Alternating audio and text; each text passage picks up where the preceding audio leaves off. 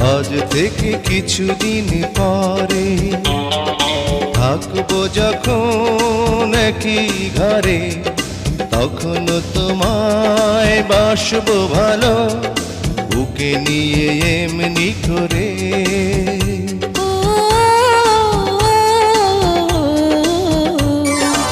আজ থেকে কিছুদিন পরে থাকবো যখন